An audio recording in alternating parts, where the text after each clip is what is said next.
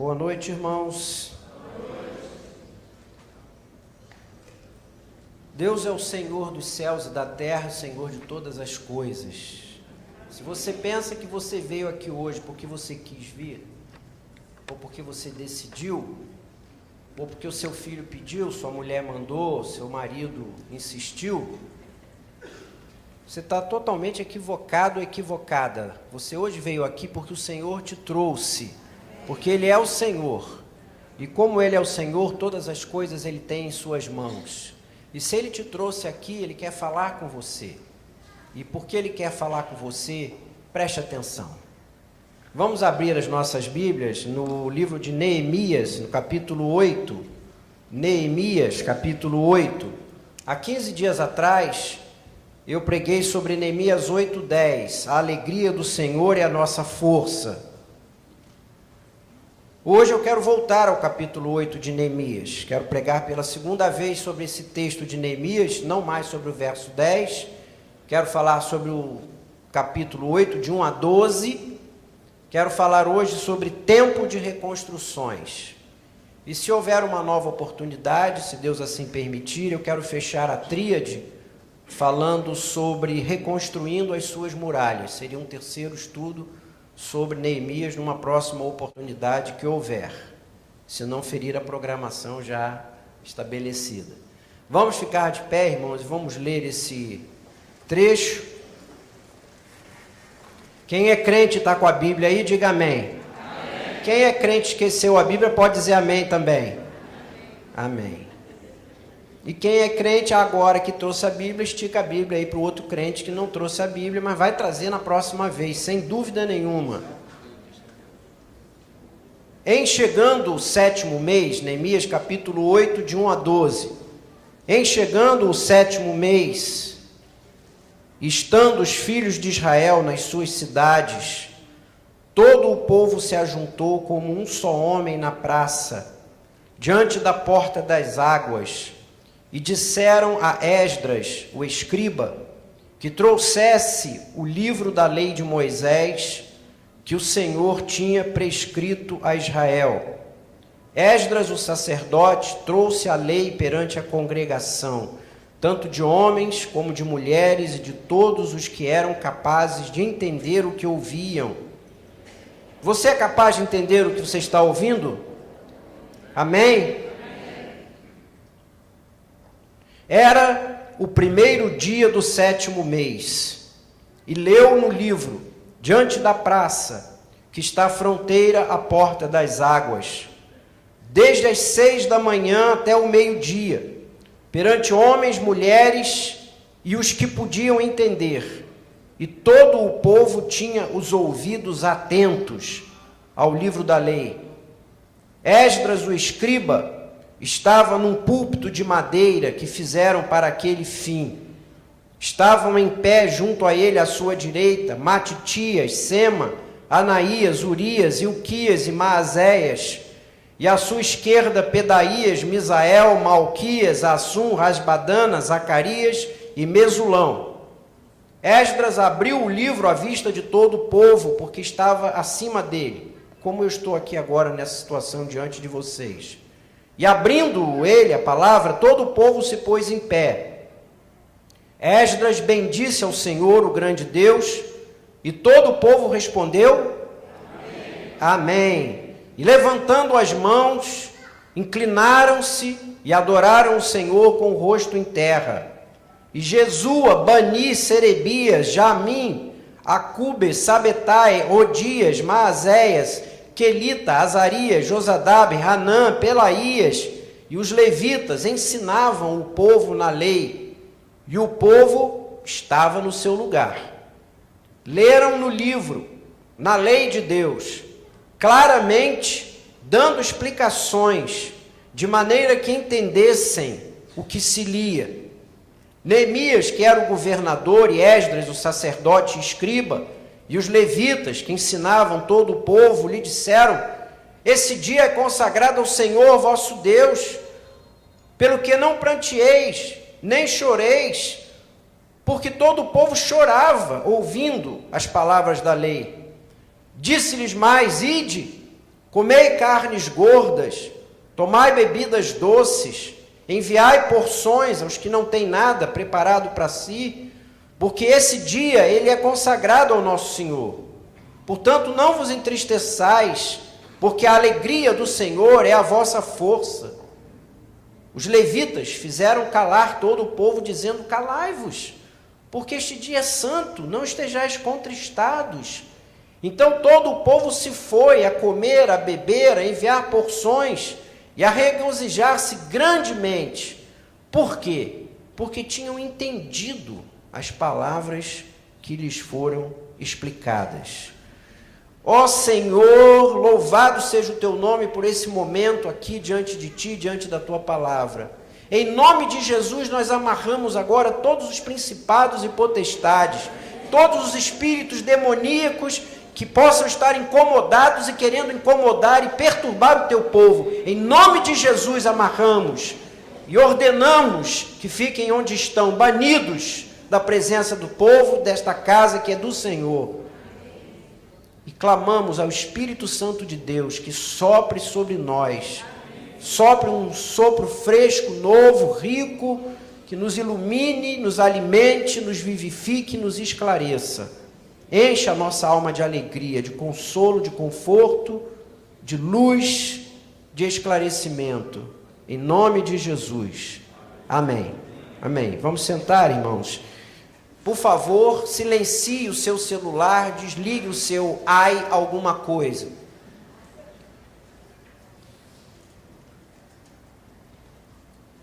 Essa tecnologia que é muito boa, mas que distrai durante o culto, quando você fica aí, ai catucando o tempo todo. Então agora, por favor, esteja totalmente concentrado na presença do Senhor. Neemias e Esdras eram apenas um livro, até mais ou menos o ano 200 da nossa era. Só por volta do ano 200 é que eles foram divididos em dois livros, Esdras e Neemias. E eu diria que Esdras e Neemias, em especial Neemias, é um livro de reconstruções, é um livro de recomeços, é um livro de retomadas, é um livro de concertos com S e com C. Concertos com S no sentido de restaurar coisas que estão partidas ou quebradas, e concertos com C no sentido de um acordo, de um pacto entre duas partes. Mas se Neemias e Esdras, em especial o nosso foco de hoje, Neemias, é um livro de reconstruções, nós encontramos o capítulo 8 que acabamos de ler encravado aí, e eu perguntaria a você nesse momento, mas que reconstruções estariam se dando em Neemias 8, se ele é um livro de reconstruções? Nós estamos encontrando aqui esse povo, o povo de Deus, Israel, já tem mais de 100 anos que eles voltaram do cativeiro. Já foram libertos, já voltaram, já estão na sua terra, já fizeram a obra de reconstrução do templo, já fizeram a obra de reconstrução dos muros, já reconstruíram muitas outras coisas, mas ainda estão diante de muitos e grandiosos desafios. Esse tempo que nós estamos lendo é o tempo dos profetas Ageu, Zacarias e Malaquias. E se você quiser saber o pano de fundo do que está acontecendo, como diz a moçada, o que está rolando por trás disso, você precisa ler então Ageu, Zacarias e Malaquias, você vai entender esse tempo do que está acontecendo aqui. Pois que voltaram do cativeiro, no ano 536 mais ou menos, na primeira leva que veio com Sesbazar e com Zorobabel, a primeira coisa que eles decidiram reconstruir era a reconstrução do templo, símbolo maior da fé, da religiosidade, símbolo maior do povo. Voltaram com o objetivo de reconstruir o templo, reconstruíram o altar, reiniciaram a fazer os sacrifícios. E nisso consumiram cerca de 20 anos, porque houve muitos problemas internos e externos. E aí precisaram ser incentivados por Ageu e Zacarias a retomarem a obra, porque a coisa caminhava, parece que meio lentamente. o tempo ia passando e parece que eles iam ficando envolvidos em tantas coisas, em tantas outras coisas, que os profetas precisavam dar uma pressãozinha para ver se a obra do templo terminava. E aí, enfim, terminaram a obra do templo. E aí, quando lemos esses livros de Esdras e Neemias, descobrimos que eles tinham o altar, já tinham de volta os sacrifícios sendo prestados e oferecidos, tinham os levitas, tinham os sacerdotes, tinham o templo, tinham a liturgia, mas continuavam esquecidos das alianças, de fidelidade ao Senhor, de obediência ao Senhor, de amor ao Senhor, e reconstruíram o templo, refizeram os sacrifícios, restauraram o altar, mas continuaram muito preocupados e envolvidos com as suas causas pessoais, com suas prioridades umbilicais, de construir suas casas apaneladas, como diz o profeta, muito caprichadas. Tinham a prioridade de buscar o cumprimento dos seus planos, seus projetos, concretizar os seus objetivos pessoais, colocaram suas coisas em primeiro lugar, a busca da satisfação pessoal, do prazer pessoal, e nos contam os profetas que começaram a trocar de esposas, largaram as esposas da juventude judias e começaram a se casar com moças mais jovens, mais bonitinhas ali de Canaã, onde voltaram a morar. Diz os profetas que eles, muito preocupados com grana, com dinheiro, começaram a negociar fraudulentamente e até na hora de ofertar ao Senhor, roubavam nos dízimos e nas ofertas. Acolheram no meio daquele povo de Deus, povo de justiça, uma grande diferença socioeconômica, porque dizem os profetas que havia ali, e eles abrigavam com muita tranquilidade, alguns que tinham muito dinheiro, muitos recursos, convivendo com muitos que não tinham nada, muitas vezes nem para comer. Portanto, significa que a reconstrução do templo não significou a reconstrução de uma fé verdadeira. Havia uma religião, mas não havia uma religiosidade sincera. Não havia a oferta de um culto aceitável. Eles eram o povo de Deus só no nome. Mas, na verdade, não havia uma verdadeira identidade. Neemias volta, enviado pelo rei Artaxerxes, para reconstruir as portas e as muralhas da cidade que estavam no chão.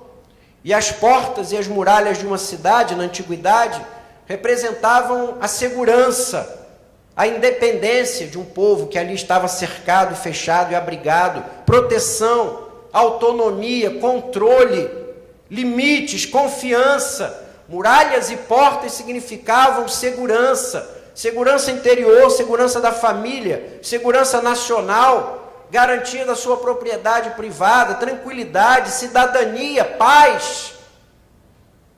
Mas as portas e os muros que vieram ser reconstruídos por Neemias também tinham outro simbolismo, uma representação maior, que era a necessidade de reerguer e reconstruir algumas outras coisas, o sentimento de honra daquele povo, as famílias que estavam sendo destroçadas e divididas, o amor ao irmão, a preocupação com o pobre, o socorro ao necessitado, o sentimento de amor restaurado pelo Senhor, a necessidade de restaurar a aliança com Deus e o conserto com Deus, o Deus que eles diziam seguir. Eles estavam pobres, egoístas, depressivos, desesperançados, frios, amargos, sem fé, sem uma religião verdadeira, esquecidos dos pactos, das promessas, das alianças que haviam feito com o Senhor. E Neemias, então, chega para fazer essa obra de reconstrução, reconstrói os muros, reconstrói as portas, mas agora era uma hora de uma outra reconstrução. Reconstrução, conserto com ser, refazer o conserto com Deus. Era hora de cura e reavivamento espiritual. E o capítulo 8 fala disso. No meio de um livro de reconstruções, fala de uma reconstrução de fé, reconstrução de conserto com Deus, reconstrução de uma vida de fidelidade e de amor ao Senhor. Muitos de nós, irmãos, têm andado mais ou menos assim. Tem o templo, tem os levitas e sacerdotes, tem o altar, tem o culto, a religiosidade, mas tem andado frio, vazio, desesperançado, triste, infeliz, adoecido. E essa noite eu queria dizer a vocês que há nesse texto pelo menos 6 lições, ou 6 prescrições de uma receita para quem quer cura, reconstrução e conserto com Deus. A primeira coisa que esse texto nos fala é que um conserto com Deus, um reavivamento, sempre começa pela busca a Deus e a busca à sua palavra. Todo conserto, todo reavivamento vai sempre começar pela busca a Deus e a sua palavra.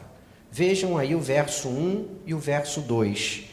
Chegando o 7º mês, todo o povo se ajuntou e disseram a Esdras: traz o livro da lei que o Senhor prescreveu.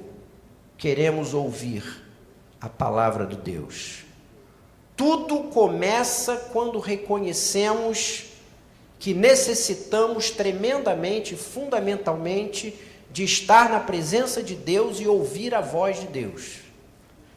Toda resposta, toda cura, toda restauração, toda libertação, toda reconstrução, tudo que precisa ser refeito, só é reconstruído, só é consertado se buscar da presença de Deus e a palavra de Deus.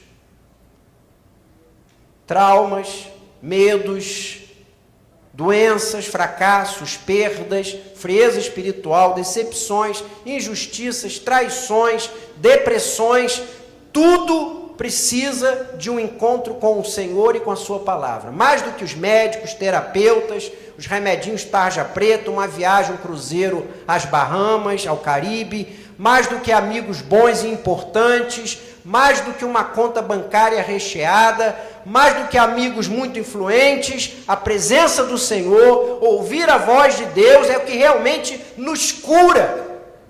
É a presença de Deus e a voz de Deus quem podem restaurar e reconstruir a nossa vida. Vocês se lembram do caminho de Emaús?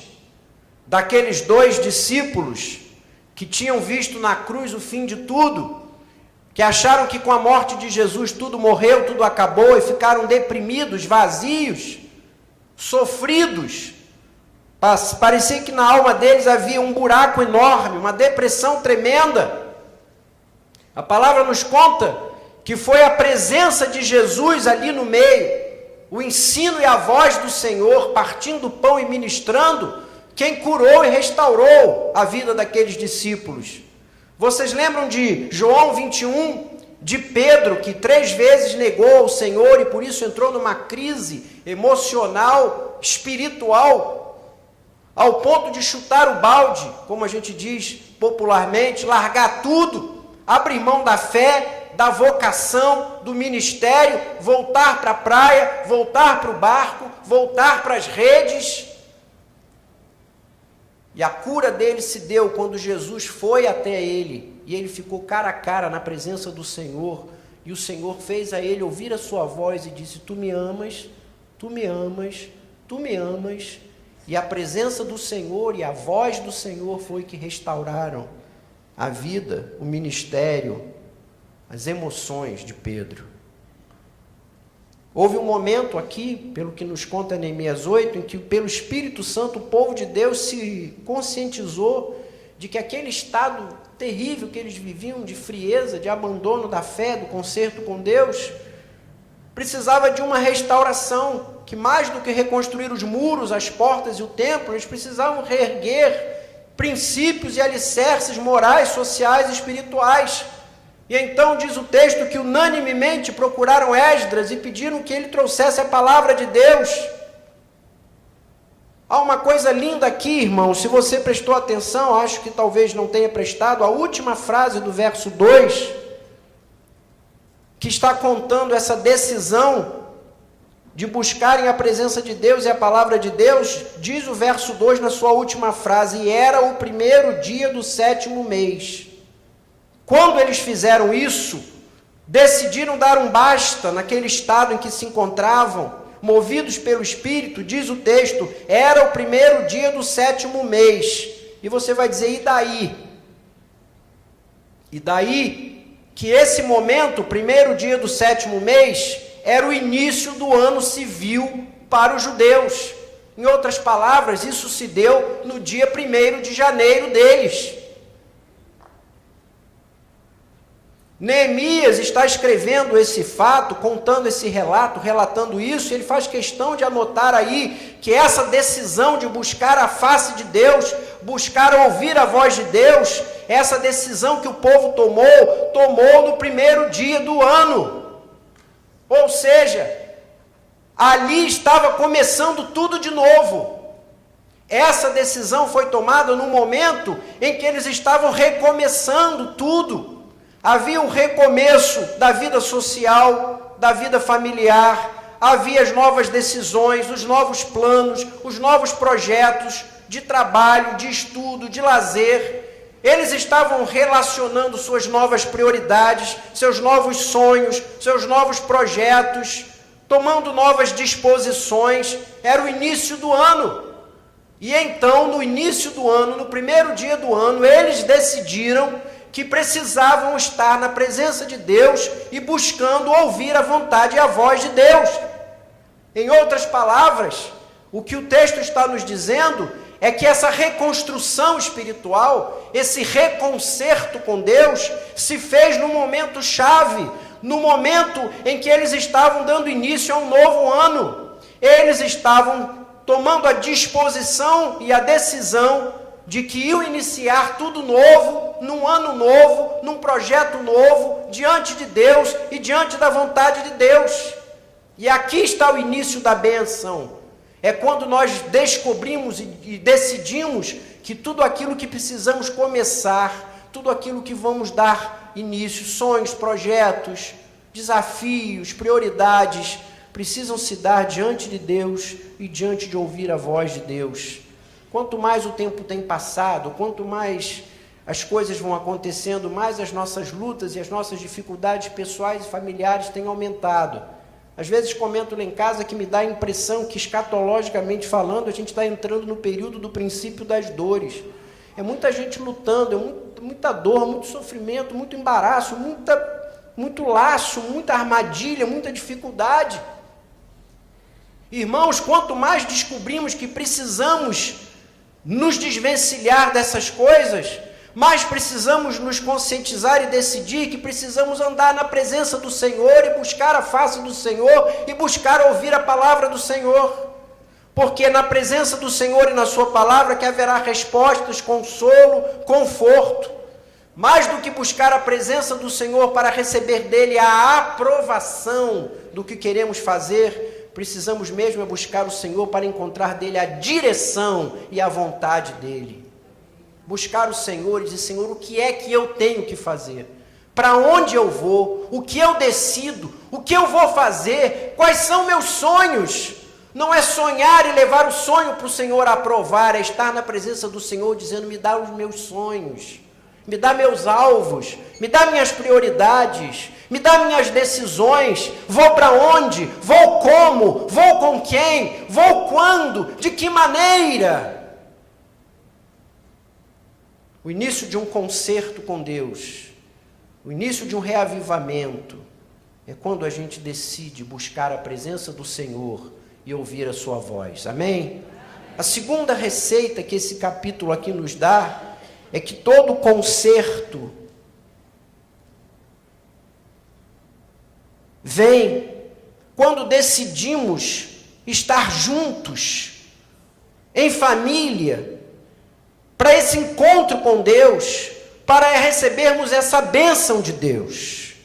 Precisamos estar juntos, em família, para receber nesse encontro a ministração e a bênção do Senhor.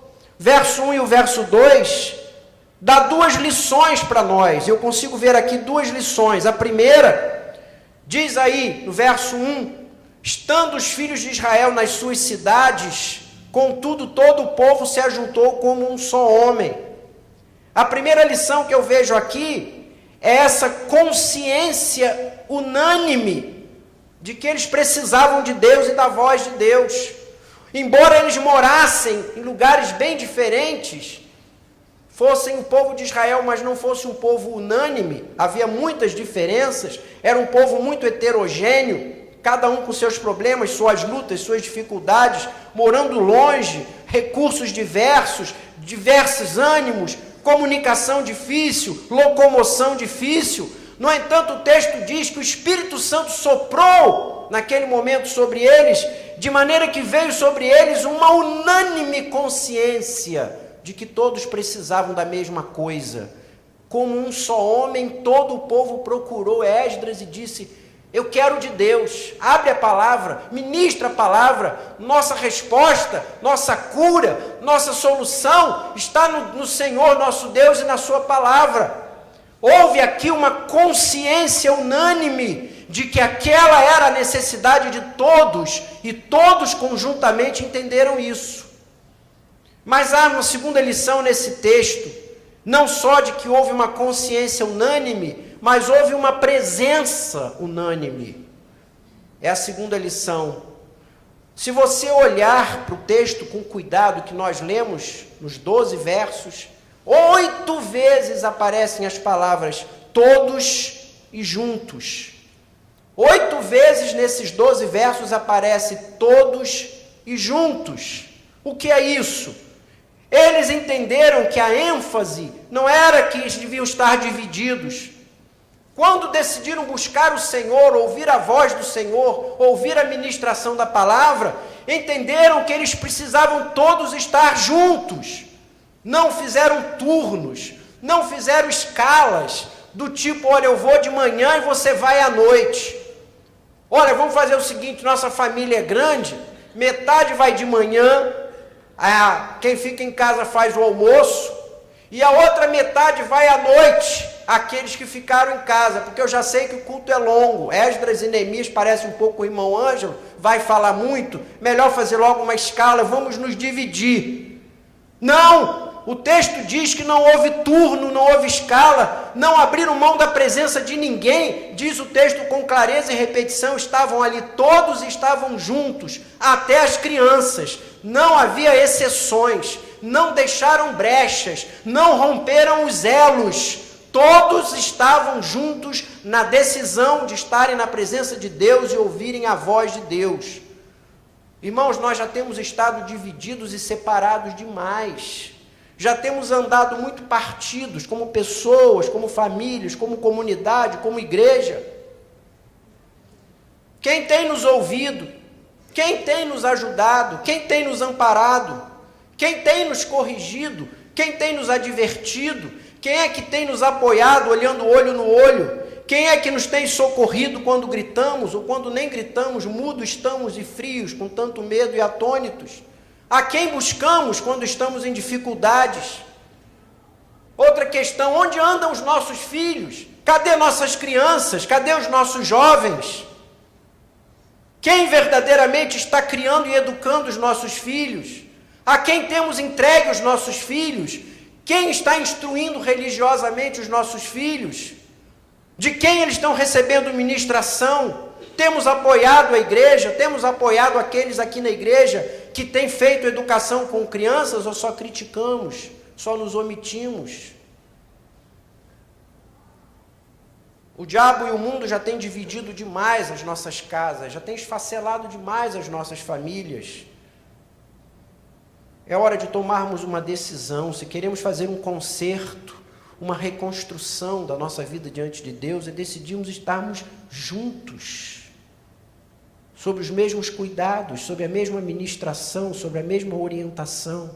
Família e igreja são duas providências de Deus para não vivermos sós. Família e igreja São duas providências de Deus para não vivermos sós. A Bíblia está cheia de momentos sérios e graves, onde a família toda, inclusive as crianças, estavam participando. Se vocês abrirem 2 de Crônicas 20, eu não vou citar outros, só vou a esse texto. Bota um dedinho em Neemias que eu já vou voltar. 2 de Crônicas 20, texto que o pastor Theo já pregou pelo menos 2 vezes entre nós nesses últimos tempos. Um capítulo lindo, 2 Crônicas 20, que fala de uma guerra tremenda, de um desafio de Moabe e Amon sobre Israel, e Josafá é o rei. Diz no verso 2 de 2 Crônicas 20 que avisaram ao rei que grande multidão vem contra ti da além do mar e da Síria. Eles ficaram tão angustiados, tão atônitos lá em Judá e Jerusalém, que buscaram ao Senhor. Mas olha o que diz o verso 13. Todo Judá estava em pé diante do Senhor, como também as suas crianças, suas mulheres, seus filhos. E então veio o Espírito do Senhor no meio da congregação. Estar juntos, decidir estarmos juntos, para ouvirmos, cultuarmos, recebermos a palavra do Senhor. Onde está a nossa família? Onde estão os nossos filhos? Terceira receita, o terceiro ponto dessa receita é que o que tinha que ser ouvido, o que queria ser ouvido, o que tinha que ser ministrado ali, era a lei do Senhor, a palavra de Deus. A lei do Senhor é que estava sendo ministrada. Está aí no verso 2, traga o livro da lei de Moisés, e eles trouxeram o livro da lei. Verso 3, então leu no livro. Verso 5, Esdras abriu o livro diante deles. Verso 8, leram no livro, na lei de Deus, o que precisa ser ministrado para trazer conserto e reconstrução é a palavra de Deus. Isso pode parecer redundante, pode parecer dispensável, mas não é. Porque há muita gente que hoje acha que pode ser pastoreado pelos pastores televisivos. Há muita gente que acha que assistir uma palavra de um pastor na televisão, que está cheia de pastores evangélicos, resolve. Há muitos livros evangélicos circulando, alguns bons, outros nem tanto. E há muita gente que acha que pode fazer a sua vida devocional, espiritual, estudando e lendo bons testemunhos, bons livros. De maneira que há muita coisa hoje doutrinando o nosso povo, ocupando o espaço que seria usado para estudar a Bíblia, para estar na igreja, desconstruindo muitas coisas que duramente, sob oração e choro, estavam sendo construídas na igreja. Qual estilo de mensagem você gosta de ouvir? Que tipo de mensagem você gosta e gostaria de ouvir?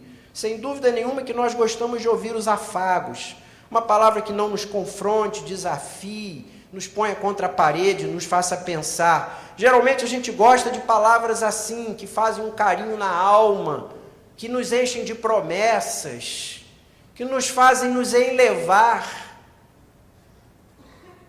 Mas quando o povo decidiu fazer um concerto com Deus, pediu para buscar a lei do Senhor.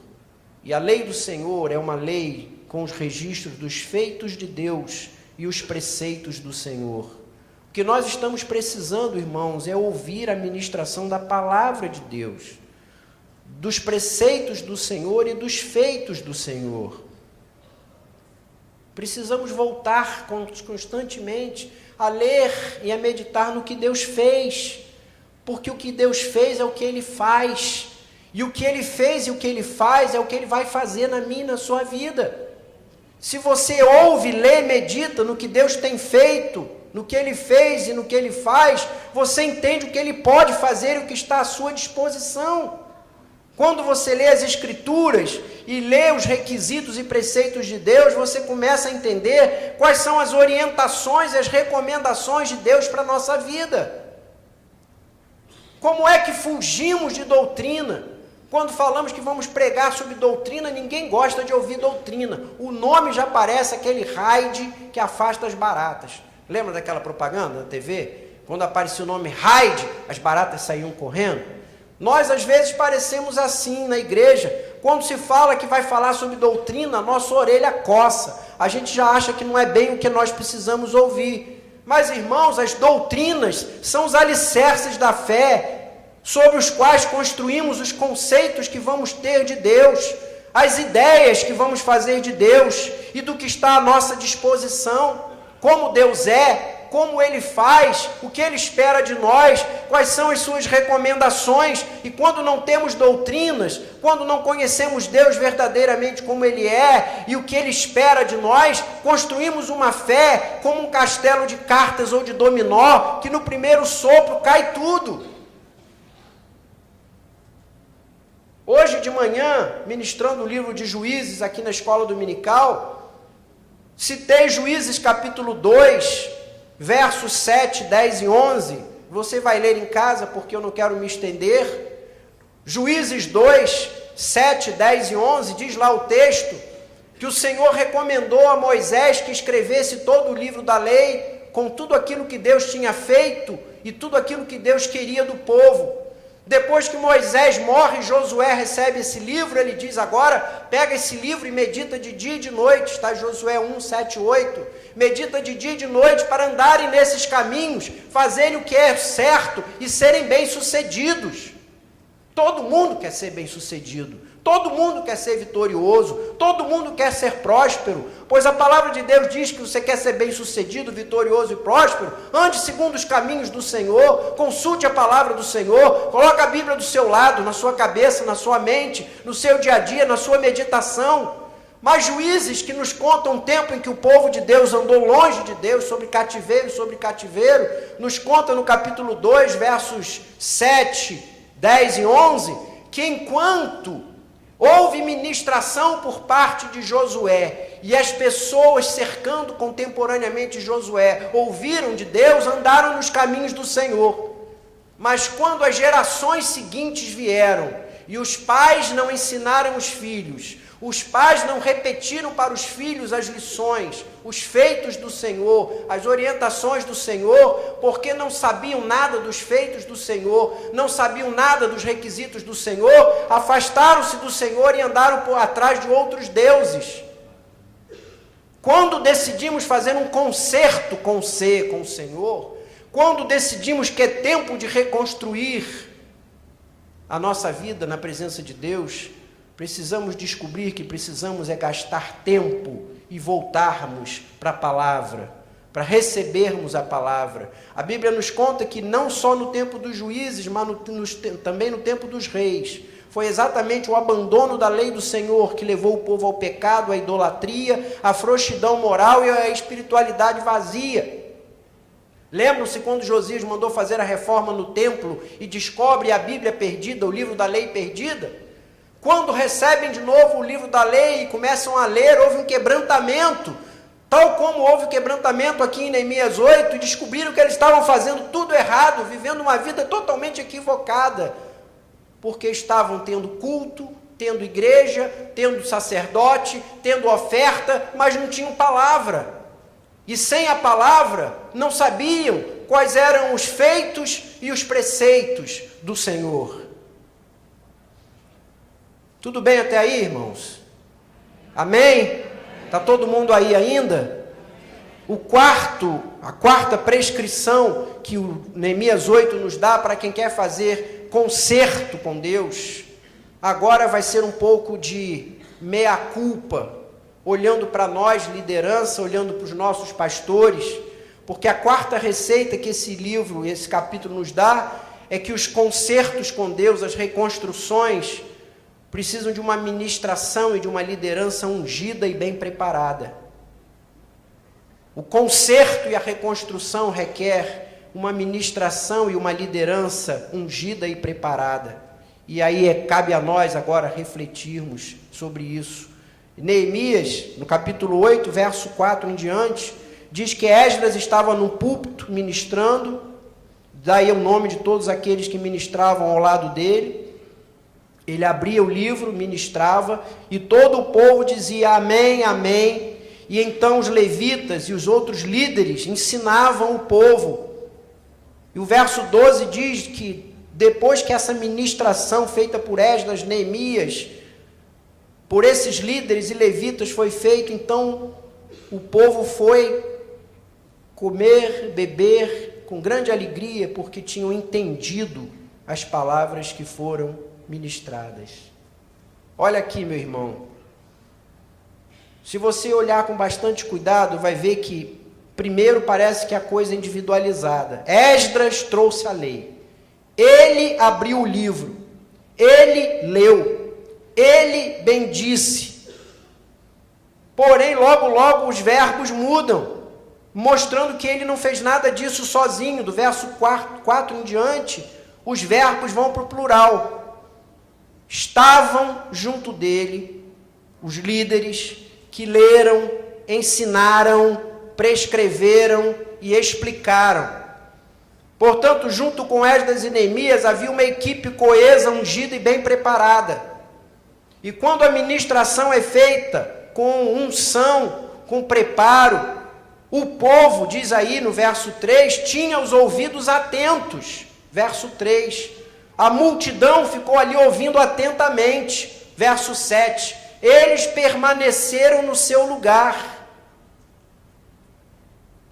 Irmãos, ainda que a reforma defenda o fato e a verdade de que todos nós temos acesso a Deus e a palavra e não precisamos de um intérprete, um mediador e um intercessor, contudo a mesma palavra em Efésios 4 diz que Deus preparou gente, chamou gente, capacitou gente, deu dons a pessoas para ministrarem, para ensinarem, para falarem, para nos ajudarem a entender e fugir dos erros e das heresias.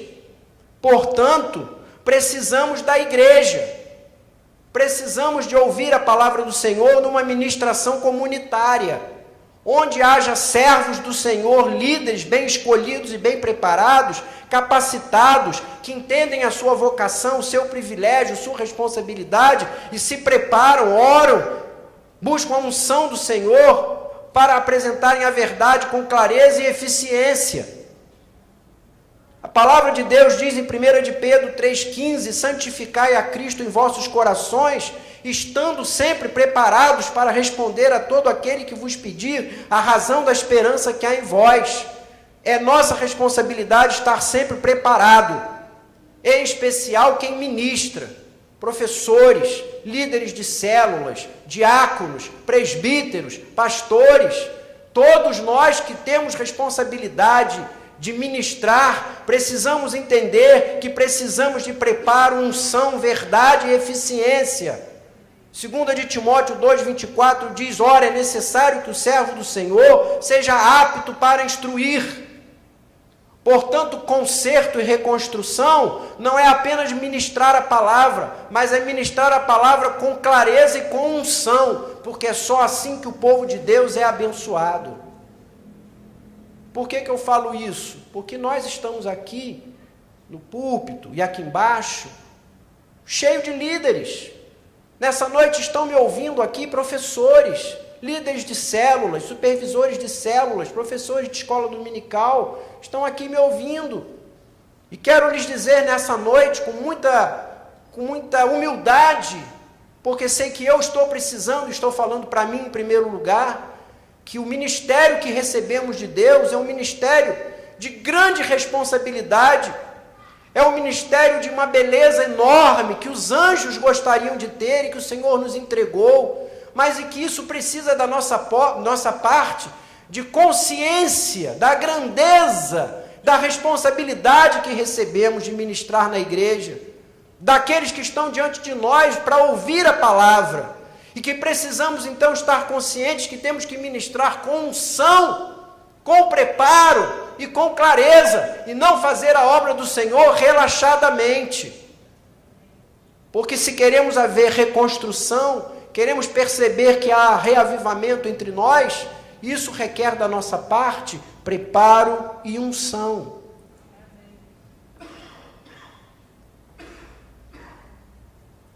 Quinta prescrição do livro de Neemias, no capítulo 8, é que para haver conserto, para haver reavivamento, essa comunhão com Deus precisa obrigatoriamente estar acompanhada de quebrantamento e de adoração. Quebrantamento e adoração. Olha o verso 6. Esdras bendisse ao Senhor, o grande Deus, e assim que ele acabou de dizer, bendito seja o nome do Senhor, imediatamente o povo disse, amém, amém, amém, amém. Havia uma adoração, um espírito de quebrantamento. Verso 9, diz que quando a palavra foi sendo ministrada, eles não paravam de chorar. Na medida em que a palavra era pregada, aquilo gerava dentro deles uma comoção, uma transformação tremenda. Irmãos, ouvir a palavra de Deus requer essa disposição e posição de estar quebrantado diante de Deus, como Maria, em Lucas 11. Porque estar na presença de Deus e ouvir a voz de Deus, naturalmente, precisa estar acompanhado de uma atitude de louvor e adoração e de quebrantamento. Prestem atenção no que eu vou dizer. Quebrantamento é o sinal da presença de Deus e do verdadeiro discernimento dessa maravilhosa e sublime presença. Quebrantamento é sinal da presença de Deus e de verdadeiro discernimento dessa maravilhosa e sublime presença. E quebrantamento, me parece que em cada momento desse processo, há 3 níveis aqui muito claros. Quebrantamento, em primeiro lugar, no coração e na vida daquele que ministra, daquele que se prepara, daquele que ora, daquele que entende sua missão e a sua tarefa. Quebrantar-se na sua casa, quebrantar-se no seu quarto, quebrantar-se quando está orando e preparando o que vai dizer e o que vai ministrar. Quebrantamento no processo da preparação, da ministração. Mas há o segundo nível, que é o quebrantamento da parte daquele que está recebendo e ouvindo, está sentado diante do Senhor, na presença do Senhor, durante o culto, com o coração quebrantado, entendendo que foi ali para buscar o Senhor, entender a presença do Senhor, cultuar o Senhor, ouvir a voz dEle, entregar-se a Ele. Não há como cultuar sem quebrantamento, porque você está na presença de Deus. Ou se você não entende quem você é e quem Deus é, e por isso não há quebrantamento, ou se você se entende quem é e entende quem Deus é, naturalmente tem que haver quebrantamento. Se você sabe que não é nada e que Deus é grande, poderoso, transcendente, maravilhoso e veio estar com você, isso tem que gerar quebrantamento. Pode o pastor não falar nada, pode o hino ser horrível, se é que há hino horrível, pode ser um momento pesado, mas se você entende que Deus está presente e você é quem é e Ele é quem é, tem que haver quebrantamento. E há um terceiro nível do quebrantamento. O primeiro é de quem se prepara, o segundo é de quem ouve, o terceiro é o resultado natural do que foi ministrado. Se você entendeu, se você ouviu, se aquilo encontrou eco e abrigo no seu coração, vai haver quebrantamento. E a grande questão é, se você se levanta de um culto, sai da presença do Senhor, depois que ouviu a ministração da palavra, do mesmo jeito, não houve mudança, não houve transformação, não houve quebrantamento, a pergunta é, o que aconteceu ali?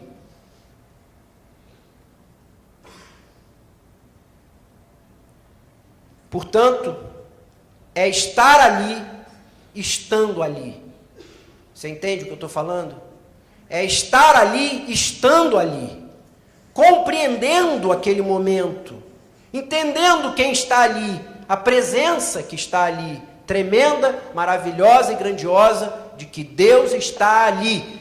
Porque se você não entende que Deus está aqui, está jogando seu tempo fora. Mas se você acha, pensa, que sai da sua casa para vir à igreja, porque Deus está ali, você vai ter um encontro com Deus, isso vai ter que gerar quebrantamento.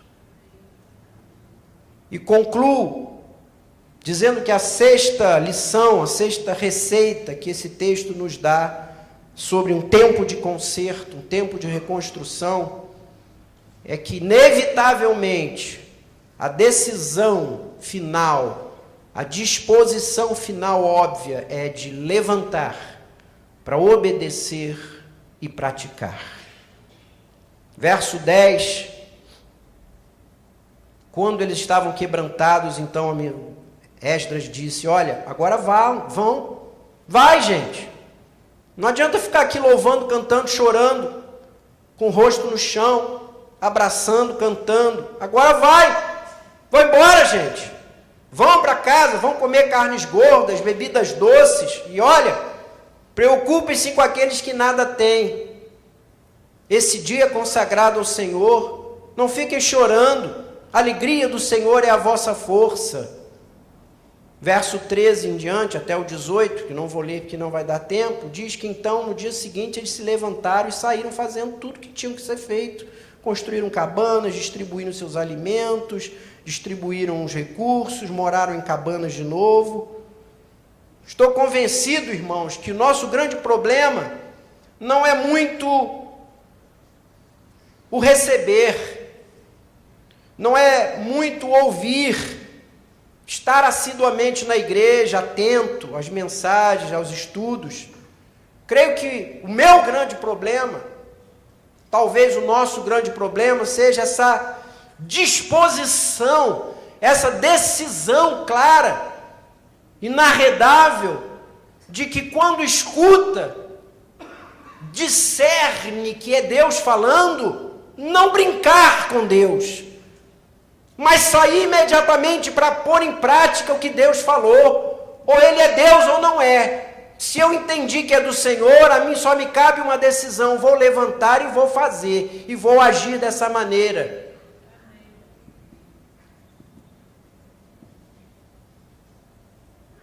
Verso 8, o capítulo 8, no finalzinho, nos conta que o avivamento só foi constatado e concluído, o conserto com C só foi restaurado quando houve a prática daquilo que foi recebido, quando eles saíram da zona de conforto, quando entenderam que precisavam ir, compartilhar, entender os mais pobres, dividir com aqueles que nunca poderiam retribuir. Quero concluir, irmãos, dizendo que essa palavra é minha e é para mim. Mas pode ser que seja para você nessa noite. É uma palavra que nos fala de um tempo de reconstrução, de gente que tem a igreja, que tem os levitas, que tem os sacerdotes, que já construiu o templo, já levantou muralhas, já pôs as portas, mas está percebendo que está faltando reconstruir uma série de outras coisas. Há algumas coisas que ainda estão no chão, está faltando alguma coisa. E nessa noite a palavra de Deus está dizendo que o que está faltando nesse tempo de reconstrução é um novo concerto com Deus. É voltar para o Senhor. É voltar entendendo que você e eu precisamos da presença do Senhor, andar na presença do Senhor, caminhar com o Senhor, estar em posição de ouvir a palavra do Senhor, não tomar decisões, não fazer planos, não fazer projetos sem que o Senhor o diga. Não é levar plano, pacote pronto para o Senhor abençoar, não, é você dizer ao Senhor, me dá um pacote, me dá um sonho, me dá um projeto, vou para onde? É buscar a palavra, é estar na igreja, é vir unanimemente, é trazer a família, é vir com o marido, vir com a mulher, vir com os filhos, não dar brechas, não deixar elos partidos, não permitir que o diabo faça festa na sua casa, nem na sua família, é vir, é estar aqui, é carregar, é apoiar, é trabalhar e apoiar quem trabalha com os nossos filhos. Se você tem filhos no departamento infantil, você tem que trabalhar no departamento infantil. Isso aqui não é uma fábrica, isso aqui não é uma indústria.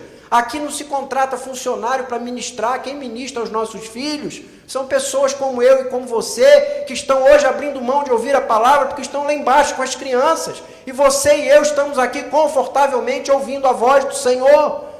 Mas são os nossos filhos. Muitos que estão lá ministrando nem casados são. É entendermos que se tenho filhos ou não tenho filhos, eu preciso participar desse projeto, desse processo. é entender que a liderança da igreja tem que estar preparada, ungida. Estejam atentos, presbíteros, diáconos, professores, líderes de células, vocês vão ser chamados, vão ser vocacionados, vão ser convocados para se prepararem, para lerem, para orarem, para receberem instrução, para entenderem que esse ministério que vocês hoje ocupam, que eu ocupo, que os pastores ocupam, não é porque somos melhores do que ninguém, que Deus nos amou, teve misericórdia, nos chamou e nos colocou nas mãos esse privilégio, mas é um privilégio que tem responsabilidades, ou você faz bem ou então não faça. Se você não é capaz de fazer isso de maneira correta, entregue. Para que esse povo viva, para que o povo seja abençoado, seja consertado, reconstruído, a ministração tem que ter unção, preparo, quebrantamento. Vir para cá quebrantado, vir para cá sabendo que vou estar na presença de Deus, e que na presença de Deus há delícias perpetuamente, e diante do Senhor toda a boca se cale, e nos prostremos diante do Senhor apenas em louvor e adoração. E quando levantarmos daqui, se foi palavra de Deus, se você discerne que Deus lhe falou, levante para fazer. Tome decisões. Não brinque com Deus. Para lá, para trás, todo o cinismo e toda a frieza. Vamos dizer ao Senhor: Senhor, eis-me aqui. Vamos caminhar. Tempo de reconstrução. Quero que o pastor Theo ore por nós, e aquele que nessa noite ouviu a palavra, acha que tem a ver com você, quer fazer esse reconcerto com Deus, então com coragem, com decisão, sai do lugar, vem aqui para frente e vamos receber a ministração do Senhor, a unção do Senhor, que o pastor vai ministrar sobre nós. Vamos ficar todos de pé, enquanto aqueles que assim desejarem, venham para receber a ministração do Senhor. Pastor.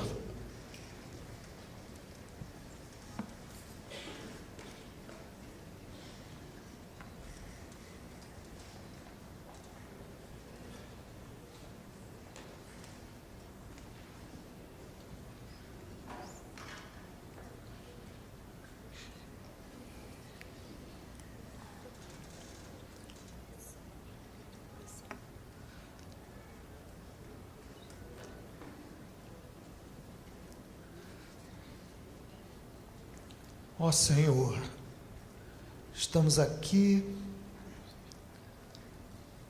juntos, tal como acabamos de ouvir, com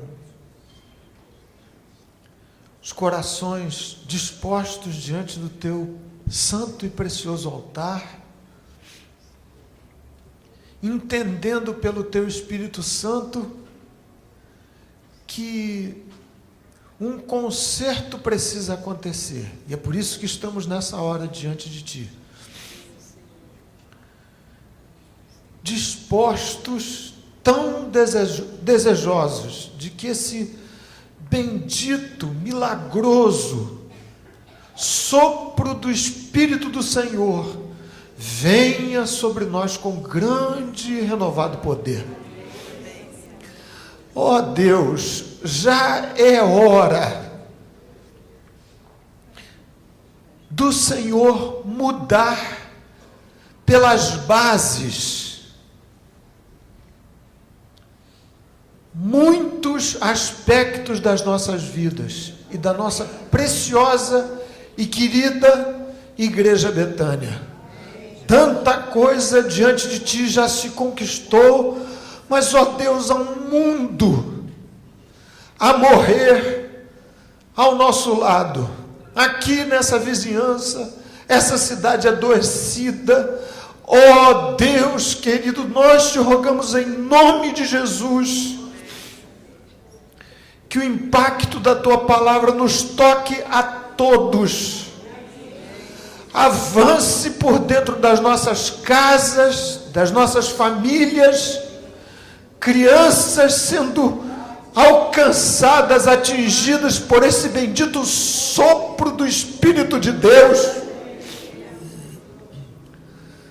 o quebrantamento genuíno, não forçado, não falsificado, mas esse balanço milagroso do Espírito de Deus. esta sensação, essa consciência da presença do Deus soberano, da sua imperiosa palavra, da aplicação afirmativa das suas promessas entre nós. Oh, amado Deus, nós rogamos juntos aqui, que o Senhor mova os céus, mova a terra, chacoalhe os fundamentos desta congregação, para que alguma coisa inaudita, que exalte exclusiva e tão somente o nome do Senhor Jesus entre nós, volte a acontecer. Aconteça agora de maneira nova e renovada. Já é tempo, ó Deus, o nosso coração aqui se coloca diante de Ti, para que o Senhor nos responda a este clamor, a começar por mim, a começar pelos meus irmãos que aqui se colocam de joelhos, tal como eu, pelas irmãs, ó Pai Celeste. Há tantos circulando, transitando pelas nossas vidas, rumo à morte. Oh, amado Jesus, que a Tua bendita e preciosa palavra nos alcance como flecha aguda, como fogo incandescente, como chama flamejante. E esta palavra seja dirigida a esses que caminham para a morte, para que encontrem a vida em Jesus. Que não haja mais um só que aqui entre nesse lugar e saia igual, saia da mesma forma, mas que este movimento bendito do Espírito de Jesus sempre nos encontre nesse lugar. Oh Pai Celeste, obrigado pela Tua tão maravilhosa palavra, a qual desejamos nos apegar. Queremos que o Espírito de Jesus trabalhe em nosso coração mais e mais, intensamente mais, a cada dia, a cada hora. Obrigado em nome do Senhor e para o Seu